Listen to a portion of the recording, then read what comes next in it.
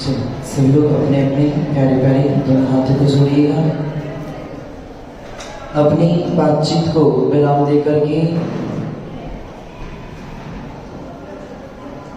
ओम नमो जिनाणम, ओम नमो जिनाणम, ओम नमो जिनाणम।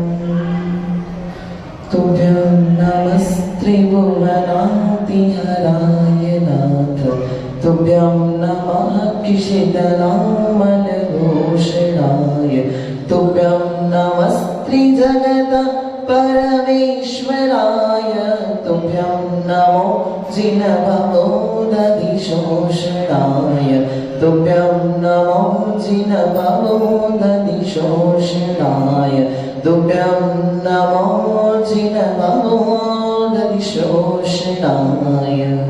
जयकारा जोर से आदिम तीर्थेश्वर आदि विधाता देवादिदेव महादेवादिनाथ भगवान की, वर्तमान शासनायक वर्धमान महावीर स्वामी की, परम पूज्य मुनिगणेश्वर आदि सागर जी महाराज की, तीर्थवंत श्रोणी आचार्य भगवंत श्री महावीर कीर्ति जी महाराज की, परम पूज्य वासनकार केवल सागर जी गुरुदेव की, तपस्वी सम्राट गुरुदेव आचार्य श्रीमती सागर जी महाराज की, मर्यादा शिष्यगम नवार्य आचार्य भगवंत श्री भरत सागर जी महाराज की, रत्नत्रय की आराधक सम्यक दर्शन के स्वामी, सम्यक ज्ञान को धारण करती, सम्यक चारित्र की धारी, आदि सागर का रक्त है जिनमें महावीर कीर्ति समुचरिया, विमल सागर रूपी है जो सन्मति जैसी है क्रिया, जिनवाणी के सूत गाते सुंदर पथ के अनुगामी, उमंग भरा वंदन है उनको सुंदर सागर गुरुनामी, उमंग भरा वंदन है उनको सुंदर सागर गुरुनामी। बोली परम पूज्य दिव्य तपस्वी अध्यात्म मेरा संत मम हृदय विराजित भक्तों के भगवान मम दिव्य शक्ति ज्येष्ठ गुरु आचार्य भगवंत श्री सुंदर सागर जी गुरुदेव की, समस्त आचार्य संघ की परिषद महापर्व का 7वां दिन उत्तम तप, उत्तम तप परिषद पर्व का 7वां दिन। तब को थोड़ा समझ लें।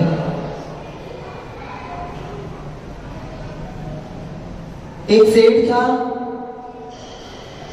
सेठानी थी, बहुत अमीर थे, महल था, बहुत सारे नौकर चाकर थे, बहुत ही संपन्न थे।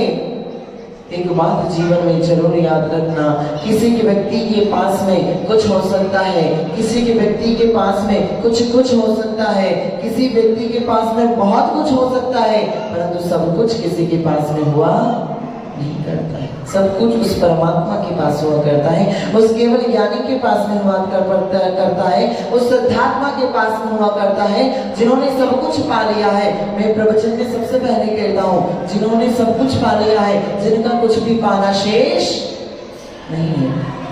हमारे पास कुछ हो सकता है, कुछ हो सकता है, बहुत कुछ हो सकता है, परंतु सब कुछ होने वाला कब होगा? सब कुछ जब सब कुछ छोड़ दोगे तब सब कुछ मिल जाएगा। तरुण सागर जी महाराज जी अपनी अदालत में गए थे, आप लोगों ने देखा होगा, लाइव देखा होगा उसको, तो उनमें बताया था, उन्होंने एक बहुत अच्छा सूत्र बताया था कि कुछ पाने के लिए कुछ छोड़ना पड़ेगा, कुछ पाने के लिए कुछ छोड़ना पड़ेगा, कुछ पाने के लिए कुछ छोड़ना पड़ेगा, बहुत कुछ पाने के लिए बहुत कुछ छोड़ना पड़ेगा, परंतु मुझे तो सब कुछ पाना है, इसलिए मैंने सब कुछ छोड़ दिया। बहुत कुछ था सेठानी के पास, परंतु एक कमी थी, पुत्र रत्न नहीं थे, मां नहीं बन पा रही थी, बहुत दुखी थी।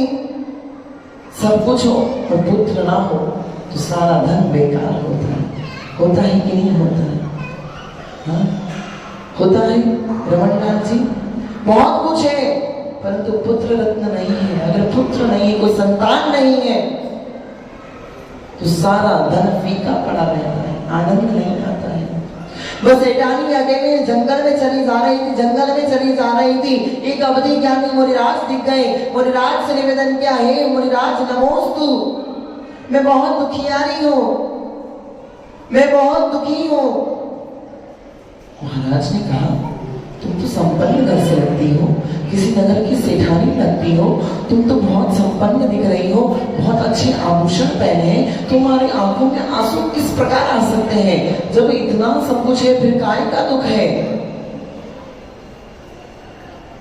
सेठानी कहती है, मुझे संतान नहीं हो रही, संतान नहीं है मेरे पास में, मेरे पास सब कुछ है, पति है, रिश्तेदार है, घर है, बंगला है, गाड़ी है, नौकर है, चाकर है, सब कुछ है, परंतु उसको भोग करने वाला संतान नहीं। मुनिराज से निवेदन करती है और पूछती है, महाराज हे प्रभु, आप तो अवधि ज्ञानी हैं, आप कृपा करके बताइए कि मेरी संतान होगी कि नहीं होगी, और होगी तो कब होगी और कैसी होगी, क्या होगा उसके साथ में, मेरे साथ में क्या होगा? मुनिराज कहते हैं, सावधान बालिके, सावधान हो जाओ। अगर तुम्हें जिस दिन पुत्र रत्न की प्राप्ति हो गई, जिस दिन पुत्र रत्न की प्राप्ति हो गई, उस दिन तुम्हारे पति को वैराग्य हो जाएगा। महाराज, आप वरदान दे रहे हैं कि अभिशाप दे रहे हैं? एक चीज दे रहे हैं, एक चीज छीन रहे हैं, एक चीज ले रहे हैं और एक चीज दे रहे हैं। आप तो वरदान के रूप में अभिशाप दे रहे हैं। मुनिराज कहते हैं, ये मैं नहीं दे रहा हूं, ये तेरे कर्म ही तुझे दे रहे हैं। सेठानी सोचती है, मैं इस कयामत को बदल दूंगी, मैं एक बार मेरा पुत्र हो जाए, उसके बाद तो पति तो मेरे हाथ में है ना, पति को तो बहला लूंगी, उसको फुसला लूंगी, मैं नहीं जाने दूंगी, मेरा पति है, मेरी तो सुनेगा। मैं इस कयामत को बदल दूंगी, मैं इन महाराज की ज्ञान को बदल दूंगी। मोही जीव क्या क्या नहीं करता है। कृष्ण को जैसे पता चला कि द्वारिका जलने वाली है, तो उसने इतनी सारी व्यवस्थाएं कर दी कि द्वारिका के जलने के सारे कारण नष्ट कर दिए। परंतु जो केवल ज्ञान में जल रहा है, जो प्रभु ने अपनी वाणी में कहा है, वो तो यथार्थ होने वाला ही है।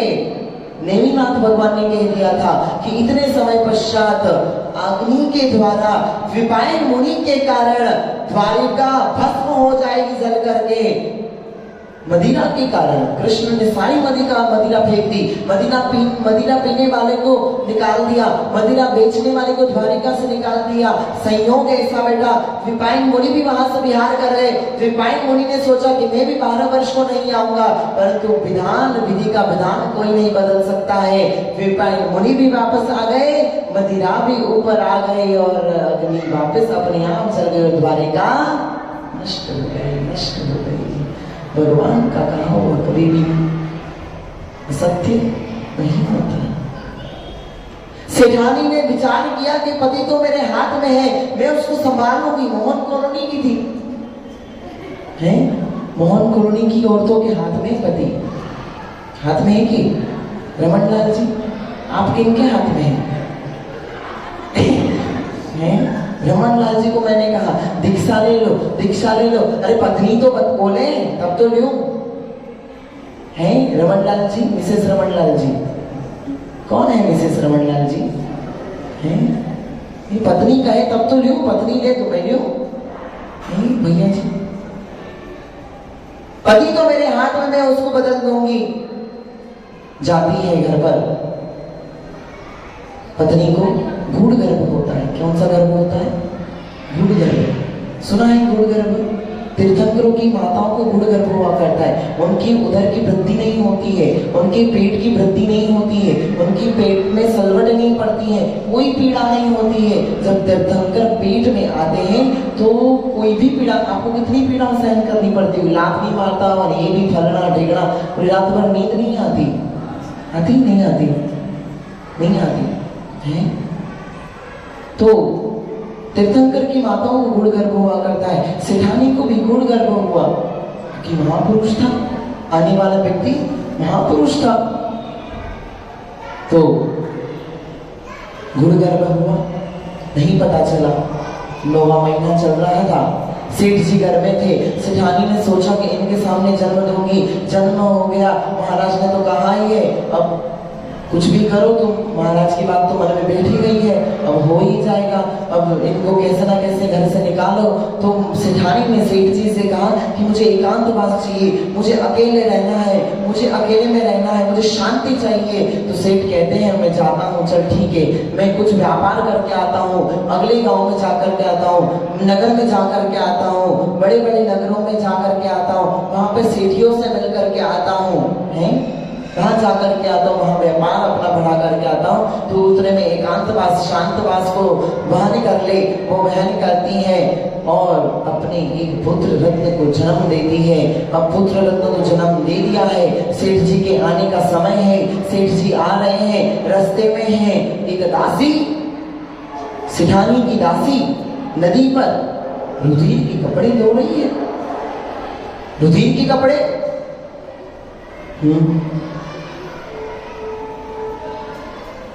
रुधिर के कपड़े। सेठ जी बच्चे, हाँ सेठ जी सोच रहे हैं दासी किसके रुधिर के कपड़े धो रही है? तुझे तो इस समय सेठानी के पास में होना चाहिए, तुझे तो सेठानी को अंगूर खिलाने चाहिए, तुझे तो इस समय सेठानी को हवा करते रहना चाहिए। तू इस समय यहाँ पर क्या कर रही है? किसके रुधिर के कपड़े धो रही है? सेठानी मैं मना बोला था किसी को मत बताना, बोलती दासी कुछ नहीं कुछ नहीं। अरे बता तू किसके रुधिर के कपड़े धो रही है? अब जिनका खाऊं उनका तो बताना ही पड़े है। सेठ जी को बताया, सेठ जी आपको पुत्र रत्न की प्राप्ति। ओहो, सेठ जी की आंखों से आंसू आने लगे। सेठ जी तो रोने लगे कि ऐसी पत्नी जिसने मुझसे इतनी बड़ी बात छुपाई, इतनी स्वार्थी पत्नी, इस सुख को मिल बांट के हमें भोगना था, उसने अकेले अकेले एक पुत्र रत्न को प्राप्ति कर ली और मुझे बताया तक इतनी मायाचारी, मेरी ही पत्नी मुझसे मायाचारी कर रही है। ओह, बहुत गुस्सा आया, बहुत गुस्सा आया। महल में आए, पत्नी को देखा, पत्नी कहती है कि मैं बताने वाली थी, मैं बताने वाली थी। चुप हो जाओ, तुम्हें गर्भवती थी, तुम 9 महीने से एक बच्चे का पेट में पालन पोषण कर रही थी, तुमने मुझे बताया तक नहीं, तुम कितनी स्वार्थी हो। सही कहा मुनिराज ने कि स्वार्थ का संसार है ये। मैं तो चलता हूं, मुझे अभी संसार भ्रमण में और नहीं घूमना है, मैं जा रहा हूं, मैं वन में जा रहा हूं, मैं सारी संपत्ति तेरे पुत्र के नाम करके वन में जा रहा हूं। मैं मुनिराज से दीक्षा ग्रहण करूंगा, मैं अपनी आत्म साधना करूंगा। जिस पत्नी के लिए मैं इतना बड़ा महल खड़ा किया, जो पत्नी अब किसी पुत्र को जन्म नहीं दे पा रही थी, फिर भी मैंने उसे कुछ नहीं कहा। मैंने बांझ हो रही थी, बांझ कहलाती थी, नगर वाले तुम्हें बांझ कहते थे, फिर भी मैं तुम्हें उतना ही प्यार करता था। और तुमने जब पुत्र रत्न की प्राप्ति हुई, तुमने मुझे बताया तक नहीं, तुम कितनी स्वार्थी हो। मैं जा रहा हूँ। वो चला जाता है वन में, वो निराश बन जाता है, आत्म साधना करता है। पत्नी रोती रहती है, रोती रहती है। अब जो गया सो जाने दो, परंतु जो है उसे संभाल लो। ज्योतिष को बुलाया, नामकरण करवाया। ज्योतिष ने बताया कि सावधान सेठानी, ये पुत्र जिस दिन किसी भी मुनिराज को देख लेगा, उस दिन ये भी वैराग्य को प्राप्त हो जाएगा। ओह, जिस दिन ये भी मुनिराज को देख लेगा, उस दिन ये भी वैराग्य को प्राप्त करेगा। विधिना तेरे लेख किसी से कहे न जाते हैं, विधिना तेरे लेख किसी से कहे जाते हैं। जन जन की प्रिय राम लखन सीता बन को दशरथ नहीं रोक पाए, नहीं रोक पाए दशरथ राम लक्ष्मण को। विधि का लेख कोई नहीं कह सकता है। सेठानी ने बहुत प्रयास किया, सेठ जी रुक जाओ, मत जाओ, मत जाओ। सेठ जी तो चले गए दीक्षा लेने। कोई लाख करे चतुराई, कर्म का लेख मिटे नारे भाई, कर्म का लेख मिटे नारे भाई। जरा समझो इसकी सच्चाई रे, कर्म का लेख मिटे नारे भाई, कर्म का लेख मिटे नारे भाई। काहे मनवा धीरज खोता, काहे तो नाहक होय, अपना सोचा कभी नहीं होता, अपना सोचा कभी नहीं होता। कर्म करे सो होई रे, कर्म का लेख मिटे नारे भाई। चाहे हो राजा चाहे भिखारी, चाहे हो राजा चाहे भिखारी, ठोकर सभी ने खाई रे, कर्म का लेख मिटे नारे भाई, कर्म का लेख मिटे नारे भाई। कोई लाख करे चतुराई रे, कर्म का लेख मिटे नारे भाई। कर्म का लेख कोई नहीं मिटा सकता है, जो कर्म में लिखा है वो तो भोगना ही पड़ेगा। आदिनाथ भगवान ने उपदेश दिया कि कृषि करो, कृषि मृषि विद्या वाणिज्य, ये 4 शिक्षाएं उन्होंने दी। कृषि करने लगे लोग, खेतों में पशु घुस जाते थे। नवीन जी आइए, आपका स्वागत है। बहुत जल्दी आ जाते, समय पर आते हैं। आज थोड़ा लेट हो गए। अब किसके पीछे लेट हो? एक ही तो है, उसके पीछे लेट हुए होंगे। अच्छा, उपवास करोगे माता दी, बहुत बढ़िया। तो नवीन जी, आदिनाथ भगवान ने उपदेश दिया कृषि मृषि विद्या और वाणिज्य, ये 4 उपदेश आदिनाथ भगवान ने दिया। प्रजा कृषि करने लगी, खेत में पशु घुस जाते थे, पशु सारा धन खा जाते थे, अन्न खा जाते थे। आदिनाथ भगवान के पास में आए, बोले महाराजा आप हमें इसका उपाय बताइए। आदिनाथ भगवान ने न जाने क्या हुआ, उन्होंने बोल दिया कि सारे जानवरों के मुंह बांध दो। क्या कर दो? मुंह बांध दो। क्या कर दो आरती जी? मुंह बांध दो, तो नहीं खा पाएंगे। मुंह बांध दिए, और यही कर्म उदय में आया तो उनको कितने वर्ष तक आहार नहीं मिला? कितने वर्ष तक? कितने वर्षों तक आहार नहीं मिला? हाँ, 6 माह तक आहार नहीं मिला आदिनाथ भगवान को। तीर्थंकर प्रकृति, जिनके घर में वो स्वयं तीर्थंकर, उनका बेटा प्रथम कामदेव, उनका बेटा चक्रवर्ती। ओह, आपका बेटा तो सीए हो, है आपका बेटा रमन लाल जी, आपका बेटा सीए हो, तो आपको कैसा हो जाता है? मेरा बेटा सीए है, हृदय था खबर पड़े था मैंने, मेरा बेटा सीए है, हूँ खबर पड़े था मैंने। मगन लाल जी, मेरा बेटा अध्यक्ष है, इतने लंका लगा देगा था मैंने।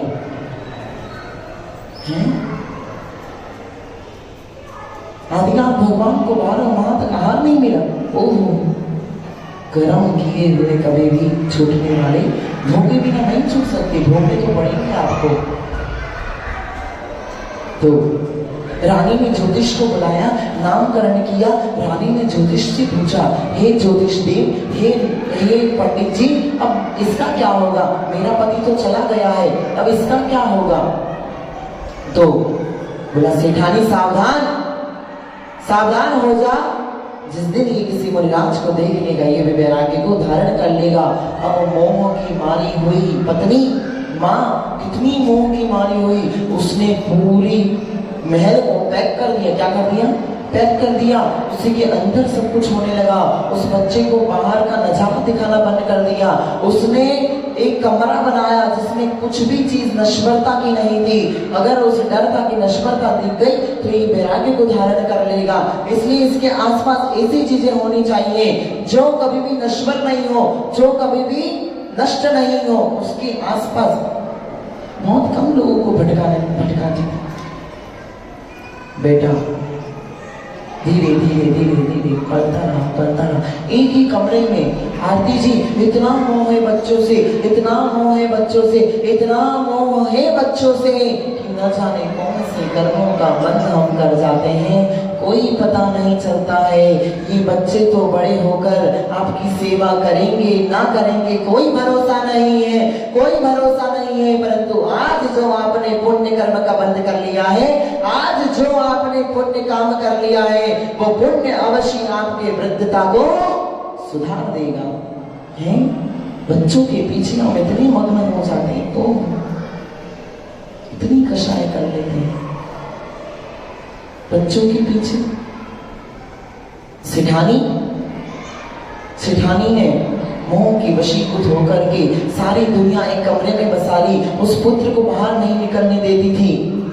अब एक उस नगर के राजा के पास में एक हीरे का कंबल, डायमंड का कंबल बेचने वाला व्यक्ति आया कि डायमंड का कंबल राजा को।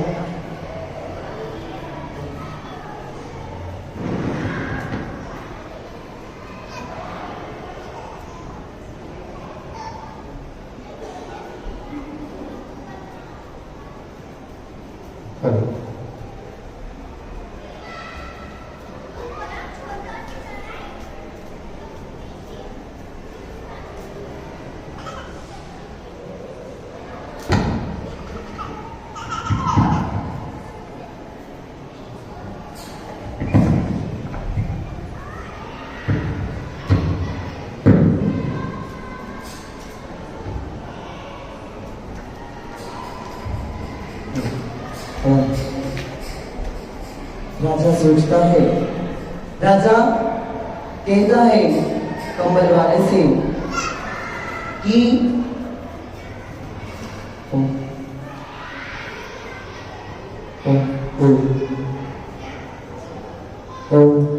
राजा कंबल वाले से कहता है कि कंबल वाले मैं इतना महंगा कंबल नहीं ले सकता हूँ, मेरे पास जो धन है वो धन तो प्रजा के लिए है, प्रजा की सुख सुविधा के लिए है, ये धन मेरे लिए नहीं है, मैं डायमंड का कंबल नहीं खरीद सकता हूँ। वो राजा वो कंबल बेचने वाला निकल जाता है नगर में वापस। उसे पता चलता है कि एक सेठानी है जो बहुत अमीर है, आवाज से कर, सेठानी है बहुत अमीर है, वो कंबल जरूर खरीदेगी। वो जाता है सेठानी के दर पर, सेठानी वास्तविक में वो कंबल जरूर खरीद लेती है और कंबल बच्चे को उड़ाती तो नहीं है, कंबल की काट करके जूतियां बना देती है। क्या बना देती है? जूतियां। क्या बनाती है? ओह, डायमंड के कंबल की जूतियां बना दी उसने काट कर। इतना मोह बच्चे से, इतना मोह है। वो जूतियां गलतीवश छत पर रह जाती हैं। एक चील आता है और मांस का टुकड़ा समझ के उस जूती को मुंह में ले लेता है, चोंच में ले लेता है, उड़ता जाता है।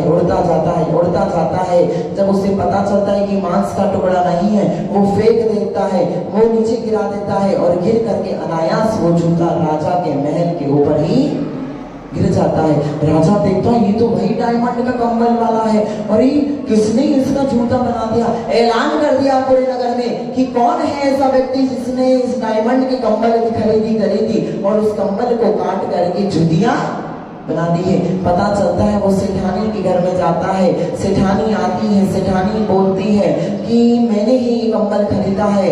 सेठानी राजा का स्वागत करती है, सरसों उछालती है, आरती करती है, बहुत ही सुंदर स्वागत करती है। तो सेठ जी, राजा पूछता है कि सेठानी तुमने किसके लिए ये जूतियां बनाई थी? कौन है ऐसा तुम्हारे घर में जो इतनी महंगी जूतियां पहनता है? बोली कि मेरा पुत्र है, मेरा राजकुमार है।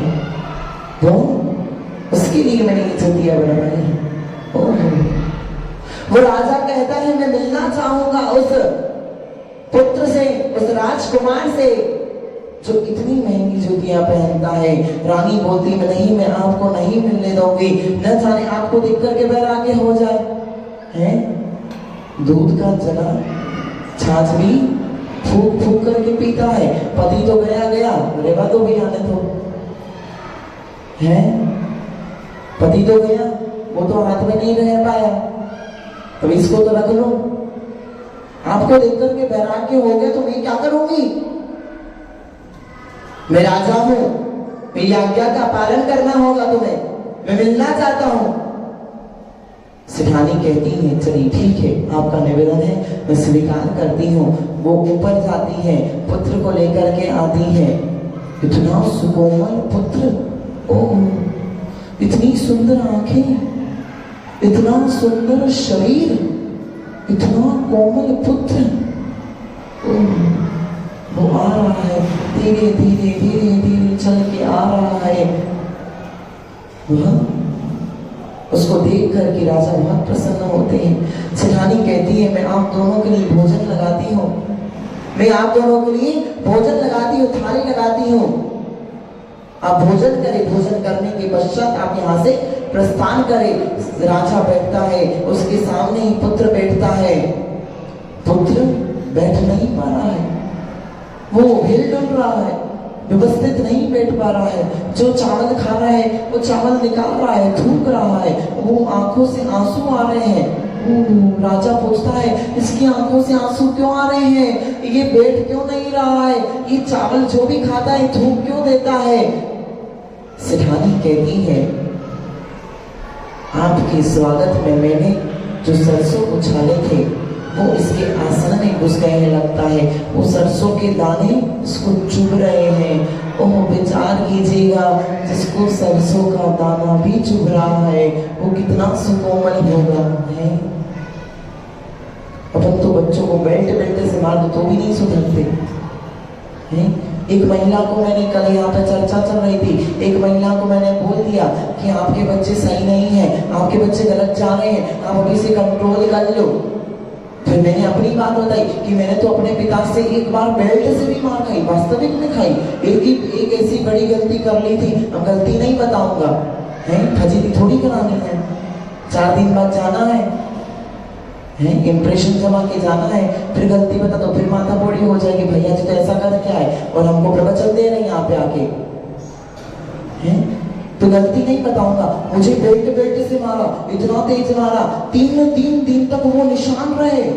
विचार कीजिए, जब 10 साल के बच्चे को बेल्ट से मारा है, और मुझे गर्व है कि आज उन्होंने बेल्ट से मारा था तो आज मैं इस स्थान पर हूँ। अगर वो मुझे गलतियों पर नहीं टोकते, अगर वो मुझे मंदिर जाने के लिए नहीं डांटते तो आज मैं इस स्थान पर नहीं होता, नहीं होता। बेल्ट से सरसों का दाना चुभ रहा है उसको, इसकी आंखों से आंसू क्यों आ रहे हैं? सेठानी ने बताया मैंने आपकी स्वागत के लिए जो आरती जलाई है उस दीपक की रोशनी से उसकी आंखों में जलन हो रही है। वो तो रत्नों की रोशनी में पला है, उसके कमरे में चारों तरफ रत्न है, उसके उजाले उसकी रोशनी से वो पला है। ये चावल क्यों थूक रहा है?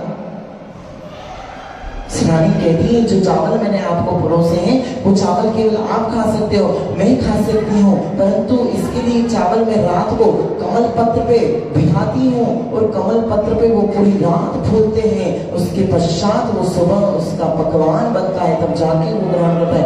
कमल पत्र पे, कमल पत्र पे रात भर भीगते हैं चावल और फूल जाते हैं, उसके पश्चात उसका भोजन बनता है, तब जाके ये भोजन कर पाता है। इतना कोमल सेठ जी भोजन करके चले जाते हैं। एक दिन महल के उद्यान में एक मुनिराज आते हैं, चातुर्मास का समय है, मुनिराज प्रवेश कर चुके हैं और वो मुनिराज कोई नहीं उसके पिता ही होते। योग देखो, योग संयोग देखो, जो पिता महल छोड़कर गए थे वही पिता आज पुत्र को भी ले जाने के लिए जाया करते हैं। जो महल के उद्यान में आते हैं, ध्यान में लीन हो जाते हैं। अगले दिन से चातुर्मास प्रारंभ होने वाला है। रानी को पता चलता है कि महल के उद्यान में एक मुनिराज आए हैं। उसको पता चल गया कि ये कोई नहीं मेरे पति हैं। उसने मोह के वश बोल दिया नौकरों से, चपरासियों से, निकाल दो मुनिराज को, बाहर निकाल दो। उन्हें निवेदन कर दो कि आप यहाँ नहीं रुक सकते, आपके लिए यहाँ स्थान नहीं है। चपरासी लोग जाते हैं, निवेदन करते हैं, मंत्री लोग जाते हैं, निवेदन करते हैं कि मुनिराज आप यहाँ नहीं रुक सकते। जिनका यह उद्यान है उनकी स्वीकृति नहीं है। मुनिराज कहते हैं कि यहाँ भले आप मेरी समाधि करा दो, कल से चतुर्मास चालू होने वाला है, रात्रि हो चुकी है। रात्रि में मुनिराज विहार नहीं करा करते हैं, चातुर्मास में मुनिराज विहार नहीं करा करते हैं। मैं तो अब यहीं पर बैठूंगा, मैं तो 4 महीने यहीं पर बैठूंगा, मैं तो 4 महीने यही आराधना करूंगा। उधर सेठानी ने बोल दिया, उठा के फेंक दो मुनिराज को। मुनिराज को फेंकने को बोला, और मुनिराज कोई और होते तो भी चलता, मुनिराज वही पति थे, उसके ही पति थे। अब देख लो क्या स्वार्थी लोग हैं। जब तक वह पति उस पत्नी की स्वार्थ की इच्छाएं पूरी कर रहा था तब तक तो वो पति प्रिय था, परंतु आज थोड़ा सा उस पत्नी के प्रतिकूल चल गया तो उसने कह दिया कि मुनिराज को फेंकवा दो, उस पति को फेंकवा दो, मेरा उनसे कोई लेना देना। स्वार्थ का संसार है, स्वार्थ का। जब तक स्वार्थ की पूर्ति हो रही है तब तक सब लोग पूछेंगे, परंतु जिस दिन स्वार्थ की पूर्ति बंद हो गई उस दिन अपने ही बेटे शमशान में जाकर के जलाएंगे।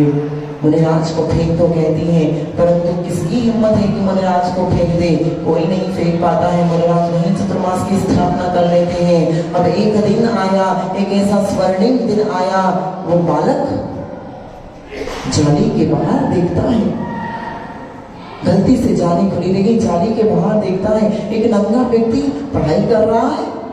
ये बाहर भी ऐसा कुछ होता है क्या? पेड़ भी होते हैं क्या? पौधे भी क्या होता है? ये कभी देखा ही नहीं था, कमरे में ही जिया था। 32 रानियों से उसकी शादी, 32 रानियों से शादी करवाई। अपनी एक शादी से करवाओ, एक पत्नी से शादी कराओ तो कितनी बड़ी वाटिका बुक करते हैं? शर्मिला जी, आपकी शादी में कितनी बड़ी वाटिका बुक हुई थी? बताइए। ये घर में हो गई थी? घर में तो नहीं हुई होगी, वाटिका करी होगी, बहुत बड़ी करी होगी। अशोक जी हैं, छोटे मोटे थोड़ी हैं, बड़े काम किया करते हैं, तो बड़ी वाटिका बुक करी होगी। उसने 32 रानियों से शादी करवा दी एक कमरे में। मोह क्या नहीं करवा देता है? 32 रानियों से शादी करवा दी। तो पुत्र एक बार जाली खुली रह गई, जाली के बाहर देखता है और कहता है ये एक नंगा व्यक्ति कौन है? ये कपड़े क्यों नहीं पहनते हैं? ये कपड़े क्यों नहीं पहन रहे? इतनी ठंड पड़ रही, इतनी बारिश गिर रही, ये कपड़े क्यों नहीं पहनते हैं? दासी से पूछता है ये कौन है? दासी कहती है राजकुमार आप बाहर मत आइए, आप अंदर जाइए। इतने में सेठानी आती है। सेठानी भी कहती है बेटा तू क्या कर रहा है? माँ ये नंगा कौन है? ये पढ़ाई कर रहा है, इतनी बारिश गिर रही, कपड़े क्यों नहीं पहने हैं? तो सेठानी कहती है तो पागल है। क्या है? पागल है, तू चल। रात भर नींद नहीं आई उस बच्चे को, सोचता रहा कि नंगा व्यक्ति है, पढ़ाई कर रहा है, और माँ कहती है पागल है? पागल तो नहीं है, मुझे तो नहीं लगता कि वो पागल है। और रात को सब सो जाते हैं। वो माँ की साड़ी से जाली से नीचे उतरता है, माँ की साड़ी की रस्सी बनाता है और वो साड़ी से नीचे शने शने शने शने शने शने नीचे पहुंचता है। हाथ लहू लुहान हो चुके हैं। बताइए जिसको सरसों का दाना भी चुभता होगा वो उसने रस्सी से कैसे नीचे उतरा होगा? सरसों का दाना भी जिसे चुभ रहा है, जिसकी चद्दर पर सलवटें हो जाएं तो उसके शरीर को चुभा करती है, तो वो साड़ी के सहारे नीचे उतरता है, नीचे उतरता है। मुनिराज के पास जाता है, आप नंगे क्यों हो? आप ऐसे क्यों बैठे हो? मुनिराज कहते हैं हम तपस्वी हैं, हम संत हैं, हम निर्मोही हैं, हम निस्वार्थी हैं, हमने अपना शरीर के प्रति महत्व छोड़ दिया है, इसलिए हमने अपने शरीर की चिंता करना छोड़ दिया है, और चिंता करना छोड़ दिया है तो कपड़े पहनना भी छोड़ दिया है। बोले आप क्यों ऐसा कर रहे हैं? मुझे परमात्मा को प्राप्त करना है, मुझे स्वयं परमात्मा बनना है, इसलिए मैं साधना कर रहा हूं। वो कहता है भगवान मुझे भी बनना है, मुझे भी भगवान बनना है। मुनिराज कहते हैं बेटा बहुत कठिन मार्ग है, तुम वहां से यहाँ चल के आए, तुम्हारे पैर में खून आने लगे हैं, तुम्हारे हाथों तो छिल चुके हैं, तुम्हारे हाथों में तो खून है, रुधिर बह रहा है, तुम कैसे दीक्षा लोगे? 4 महीने में एक बार केश लॉन्च करना पड़ता है, एक दिन हर दिन में एक बार आहार करना पड़ता है, पद विहार करना पड़ता है, किस प्रकार साधना करोगे? वो कहता है कि मेरा संकल्प है मैं मुनिराज बनूंगा, मैंने आपको देख करके संकल्प ले लिया है कि मैं भी परमात्मा बनूंगा, मैं भी वो सिद्ध बनूंगा, मैं भी वही साधना करूंगा जो आप इस जंगल में कर रहे हैं। और सुबह होती है, देखते ही देखते वो पुत्र मुनि बन करके स्थापित हो जाया करता है, मुनि बन जाता है। एक समय आता है कि उस संघ में सबसे श्रेष्ठ मुनिराज वो मुनिराज होते हैं। मुनिराज की कहानी आपको याद आ गई होगी। कौन से मुनिराज थे बताइए? कौन से मुनिराज? सुकुमार मुनिराज। हमारे महावीर कहते हैं कि सुकुमार मुनिराज हो सकते हैं, परंतु हमारे दिगंबर मुनिराज कभी भी सुकुमार नहीं होते। सुकुमार मुनिराज हो सकते हैं, परंतु मुनिराज कभी भी सुकोमल नहीं हो सकते, सुकोमल नहीं हो सकते। मुनिराज सुकुमार मुनिराज तपस्या में श्रेष्ठ होते गए, अपने व्रतों में श्रेष्ठ होते गए, ज्ञान ध्यान में श्रेष्ठ होते गए, पर उसके बाद में उनके गुरु ने उनको अलग विहार कराया, अलग जाओ, अलग साधना करो, अलग प्रभाव ना करो। मुनिराज जंगल में जाते हैं, एक पेड़ के नीचे ध्यान लगाने बैठ जाते हैं और 3 दिन तक सियालनी उनका पैर खाती रहती है। 3 दिन तक एक सियालनी उनका पैर खाती रहती है। वो मुनिराज अपने ध्यान में लीन रहते हैं। यहाँ तो ध्यान में बैठो, एक चींटी चढ़ जाए तो भी है, चींटी चढ़ जाए तो भी अशोक जी कैसे होता है? तंतना जाता है पूरा शरीर। एक छोटा सा मच्छर, सुनीति लाल जी, एक छोटा सा मच्छर काट जाए तो गुस्सा आ जाया करता है। सुनील जी थोड़ी सी गर्मी हो जाए तो फिर देखो फिर कैसे होता है, कैसे हो जाता है, पूरा शरीर तिलमिला जाता है। एक सियालनी 3 दिन तक उस मुनिराज का पैर खाती रहती है। उस सियालनी कौन थी पता है आपको? कौन थी? उनकी ही माता थी, पिछले जन्म की। हाँ, भाभी थी, भाभी, माता नहीं थी। अच्छा, वो सुकौशल मुनि की थी। ध्यान तो है आपको, ज्ञानी हो आप, दीक्षा ले सकते हो। कब लोगे? आज उत्तम तप है, चढ़ा दो आंचल सिंह के आगे नारियल। नारियल मैं ले देता हूँ, खर्चा पानी मेरा सब है। क्या नहीं है? 3 दिन तक सियालनी है, सहेलियों और सहेलियों, हाँ तीनों सहेलियों, 3 दिन तक सियालनी पैर खा रही है। मुनिराज अपने ध्यान से नहीं डिगे। उनकी भाभी, पिछले जन्म की भाभी, पिछले जन्म की भाभी वो थी, सियालनी पैर खा रही थी। ओह, विचार कीजिए, जो मुनिराज जो घर में जिनको सरसों का दाना भी चुभता था, जिनको दीपक की रोशनी भी आंखों में चुभती थी, और आज सियालनी पेट खा रही है। कुछ नहीं हो रहा है, कुछ नहीं हो रहा है, कुछ नहीं हो रहा है। ओहो, विचार कीजिएगा, अपन को तो कुछ भी उपसर्ग नहीं आते हैं, अपने सामने तो कोई परिस्थितियां नहीं आती। आपके सामने कुतरा भी आ जाए तो हड़ कुतरा है, हड़ क्या बोलते हैं गागड़ी में? हड़ कुतरिया है। कुत्ते को क्या बोलते हैं बागड़ी में? क्या? अरे कुत्ते को क्या बोलते हैं? कुतरा। बहुत साफ सुथरा है कुतरा, बहुत साफ सुथरा कुतरा है। कुतरा आ जाए तो भी। एक महिला थी, मेरे मित्र के घर पे जा रहा था, है, उसकी मम्मी निकली बाहर रोटी। अब एक कुत्ता इस कोने में बैठा है, एक कुत्ता उस कोने में बैठा है। अब उसने बेचारे क्या, वो कुत्ता पतला प्रतीत है, बेचारा बीमार है, उसको दे देती हूँ अभी, इसको कल दे दूंगी। वो देने के लिए जाती है, वो सीढ़ियां नहीं चढ़ती है, बोलती है ले कुतरा, ले कुतरा। कुत्ता आता ही नहीं है, कुत्ता आता ही नहीं है। वो आंटी बागड़ी में बोलती है मिजाते, कितनी मिजाते, सही हो क्या क्या बोलती है, कितनी मिजात है साले, पतला तो हो गया है, बीमार तो हो गया, कितनी मिजात आ रही है देखो, यहाँ उठ के भी नहीं आ रहा है साला, मैं तो देने जा रही हूँ उसको, जा। कितनी मिजात है इसके अंदर। बागड़ी में बोलती, मैं हिंदी में, किलो मिजाती हो हैं, कुत्ते से बातें कर रही है, अपनी अपनी मौज में रहती हैं महिलाएं, अपनी मौज में रहती है। मगर लाल जी जब महिलाएं वो करती हैं, रोटी बनाती हैं तो अपनी मौज में रहती हैं, कभी लोई से बात कर लेती हैं, कभी किसी रसोई वाले से बात करें, कभी किससे, अपने ही मजे में रहती हैं, आनंद में रहती हैं। कभी घुस मत जाना, नहीं तो डर जाओगे, हैं काम कर रही हो घुस नहीं जाना, और घुस भी गए तो उनको छेड़ना नहीं, छेड़ दिया तो फिर झांसी की रानी से भी कम थोड़ी है, नहीं उनके हाथ में बेलन है, कहीं गुस्से में नहीं तो है बेलन ही, फिर अपनी रोटी बन जाएगी है? क्या श्यामी पेड़ खाती रहती है, पेड़ खाती, कुछ नहीं हुआ मेरे आज।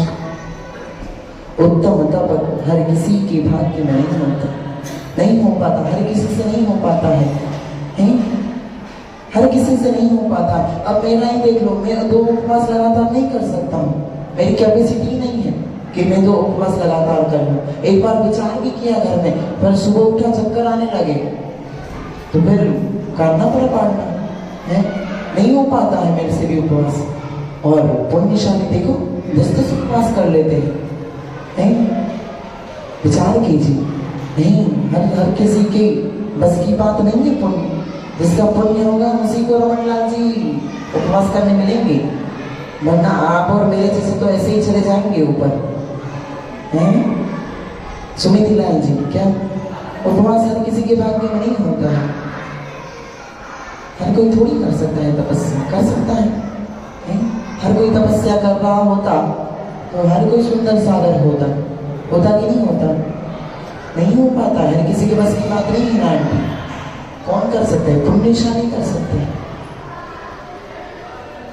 तो एक दिगंबर मुनिनाथ जी होते हैं जो इतनी कठोर तपस्या करते हैं। ये कभी व्हाट्सएप पे एक वीडियो आया है, देखना सहेलियों, अपना मोबाइल चेक करना, तीनों सहेलियां अपना, आप तो मोबाइल बहुत चलाती होंगी ऐसा लगता है मुझे, हैं सहेलियों तीनों मोबाइल खोलना, एक वीडियो वायरल हुआ है, उसमें एक मुसलमान एक मौला अपने जैन साधुओं की तो प्रशंसा कर रहा है कि नहीं प्रिया जी? आया है, आपने देखा सहेलियों कि भाई देखती रहती कैसे कुरकुरे बनाओ, कैसे चिप्स बनाओ, कैसे पिज्जा बनाओ, कैसे बर्गर बनाओ, कैसे बाल बनाओ। अभी नया निकला, अभी महिलाओं को कुछ आता नहीं तो डायपर पहनाना भी यूट्यूब से सीख रही है, भैया बच्चों को कैसे डायपर पहना है? आजकल गूगल पे सब कुछ मिल रहा है, रविंद्र भैया सब कुछ, आप बस बोलो, लिखना भी नहीं पड़ता, बस एक बटन दबाओ, बोलो बच्चों को कैसे डायपर पहना है, वो सब बता देगा, बच्चों को इस तरह से डायपर पहना है। चलो मैंने एक आंटी से पूछ लिया कि जिस दिन आपकी बाई नहीं आएगी आप क्या करोगे?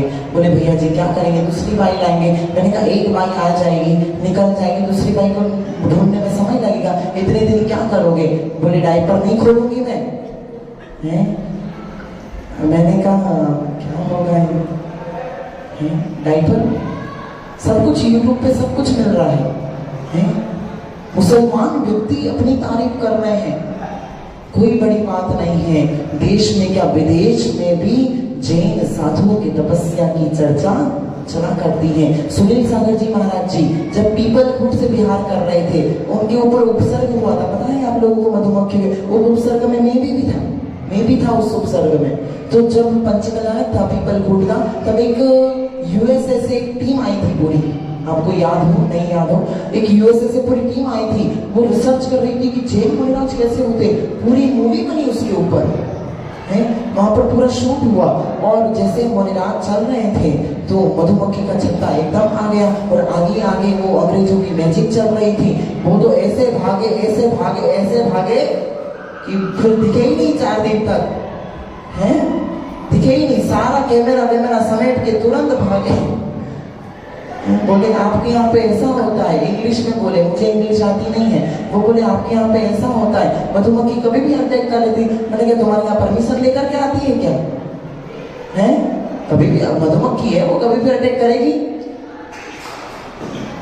आपके यहाँ परमिशन लेके आती है? विदेशों में भी अपनी तपस्या की चर्या है। भले ही अपन जैन में संख्या में कम हो, परंतु अपनी तपस्या के चर्चे तो ऊंचे ही ऊंचे ऊंचे ही ऊंचे हर कोई व्यक्ति देखता है। मुनिराज तो छोड़ो, एक सामान्य ब्रह्मचारी को भी देख लेता है। अगर विशुद्ध सागर जी महाराज के संग में जाकर के देख लो, सारे जवान जवान मुनिराज है। कोई इंजीनियर, कोई प्रोफेसर, कोई ये कोई वो। आपके पुत्र तो कुछ भी नहीं कर पाए हैं, किराने की दुकान में ढंग से नहीं, घाटे में चला रहे हैं। सुमिति लाल जी अपने पुत्र तो कुछ भी नहीं कर रहे, जो दुकान दी है वो भी नहीं संभाल पा रहे, उसमें भी 4 बार तो अपन को जाना पड़ता है। और वो लोग इंजीनियर, प्रोफेसर, पुलिस, डॉक्टर, ऐसे ऐसे मुनिराज और घोड़े चट्टे सुंदर दिखने वाले, इतनी सुंदर सुंदर बालक फट से दीक्षा ले लेते और झट से साधना कर लेते। इतनी घोर तपस्या है।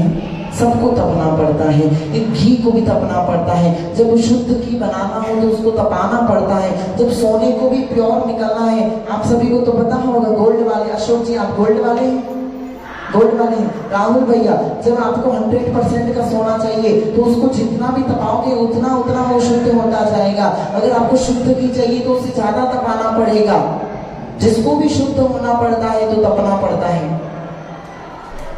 सब छोड़ो, किचन की बात ले लो, रसोई की बात जल्दी समझ में आती है महिलाओं को। रोटी बनाती हो आप, क्या आटा गूंथती हो, उसके बाद क्या करती हो? क्या? अरे बोलो ना, आप करती हो कि इनसे करवाती हो? नहीं करते हो कि नहीं करते हो? करते हो, क्या करते हो? लोई बनाते हो। लोई बनाने के बाद में क्या करते हो? उसको बेलती हो। लोई बनाई तब तक वो एक थी, बेला तब तक भी एक थी, सेखा तब तक भी एक थी, और जैसे अग्नि में डालते हैं और वो फूल जाती है, फूल की कैसी गुप्पा हो जाती है, कैसी हो जाती है? कौन बोल रहा है महिलाओं की तरह गुप्पा हो जाती है? कौन बोल रहा है? यहाँ से बोला कोई कि महिलाओं की तरह मुंह बुला लेती है। वो फूल जाती है, फूल जाती है, फूल जाती है, अग्नि में फूल जाती है। जब तक लोई बनाई थी तब तक एक थी, रोटी बनाई तब तक एक थी, सेकी तब तक तो एक थी, परंतु जैसी अग्नि में डाली उसके 2 पड़ हो जाया करते हैं। वैसे ही जब ये शरीर तपता है, जब इस शरीर में मिली हुई आत्मा शरीर के माध्यम से साधना करती है, ये शरीर तपता है, तो वो भी एक बार तप के अलग हो जाया करता है।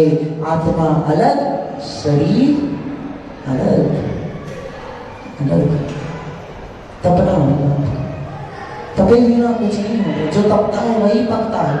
अंगूर को भी तपना पड़ता है, आम को भी तपना पड़ता है, सबको तपना पड़ता है। शांति सागर जी महाराज जी चल रहे थे, साथ में दो श्रावक चल रहे थे। बोले महाराज आपको अभी इस काल से मोक्ष होने वाला है क्या? तो बोले नहीं।